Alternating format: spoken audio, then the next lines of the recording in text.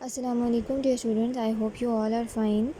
ہم نے اپنا چیپٹر نمبر 6 اسٹارٹ کیا ہوا ہے، اور کل ہم نے پڑھا کہ کس طرح جب وہ ایک مہمان خانے میں گیسٹ ہاؤس میں ان پہ رہ رہے ہوتے ہیں تو مائلز ہینڈن کو کتنا تنگ کرتا ہے ٹام، کس طرح سے وہ کنگلی بیہیو کر رہا ہوتا ہے، جبکہ ہینڈن جو ہے اس کو صرف ایک پاگل غریب لڑکا سمجھ رہا ہوتا ہے۔ پھر اس کے بعد ہم نے پڑھی مائلز ہینڈن کی سٹوری کہ کس طرح سے اس کے 2 بھائی ہیں۔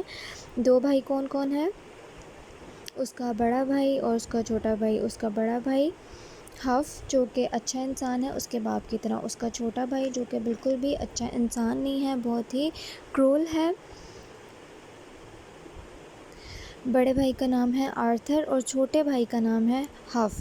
ہف کرول ہے، وہ اس لڑکی سے کیوں شادی کرنا چاہتا ہے؟ کیونکہ اس کے پاس بہت دولت اور پیسہ ہے، وہ اس کے پیسے کے لیے کرنا چاہتا ہے۔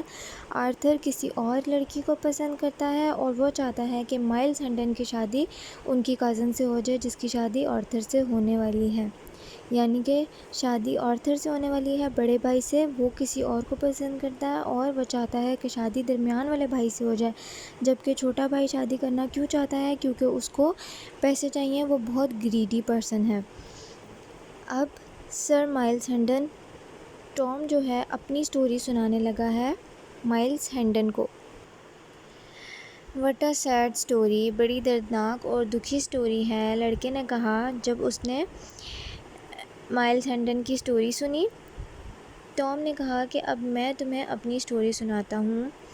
پھر اس نے ساری کی ساری جو اپنی سٹوری تھی کہانی کہ کس طرح سے وہ کہاں پہنچا، کیا ہوا، ہینڈن کو سنائی۔ اس نے بتایا اس کو ینگ بیگر کے بارے میں بھی، سولجرز نے کس طرح سے اس کو بیگر سمجھا اور اس کے ساتھ برا سلوک کیا، پھر چرچ پر لڑکوں نے اس کے ساتھ کتنا برا سلوک کیا، اس نے وہ ساری بات بھی بتائی۔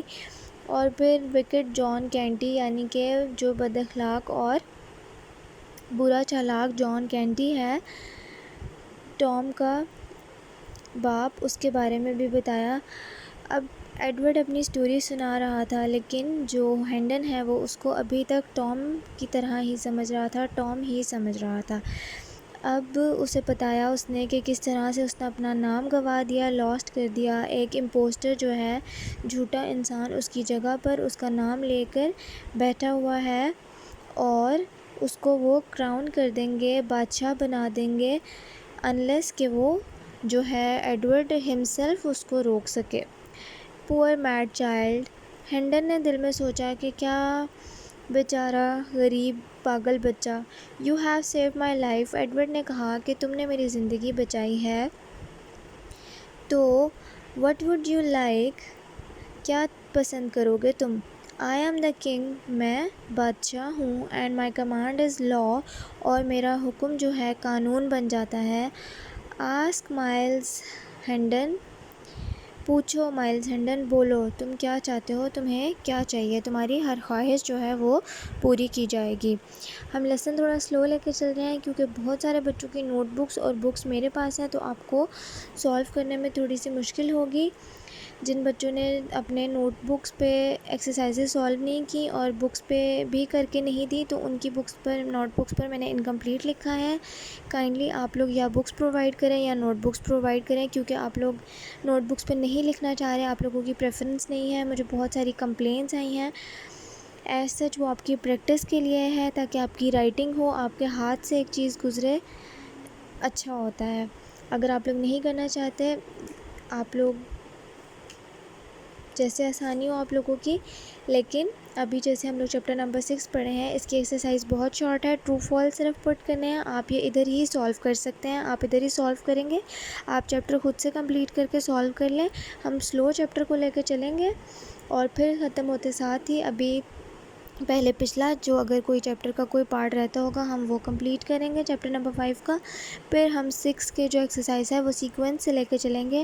آپ کی نوٹ بکس ابھی میرے پاس ہے، اسی لیے ہم ایکسرسائز نہیں کر رہے، کیونکہ پھر ایکسرسائزز جو ہیں آگے پیچھے ہو جاتی ہیں، آپ لوگ بہت میس اپ کر دیتے ہو، اسی لیے ہم سلو چلیں گے۔ اور جیسے ہی نوٹ بکس آپ لوگوں کلیکٹ کر لو گے سیٹرڈے تک، تو منڈے سے ہم لوگ جس طرح سے لٹریچر کا لیسن اور گرامر کا لیسن پریویس شیڈول پہ چلتا تھا ویسے ہی چلے گا اور پرووائڈ کیے جائیں گے، آپ لوگ ویسے ہی ان کو نوٹ کر لینا۔ Kindly reread your lesson, take care of yourselves, meet you in the next meeting, اللہ حافظ.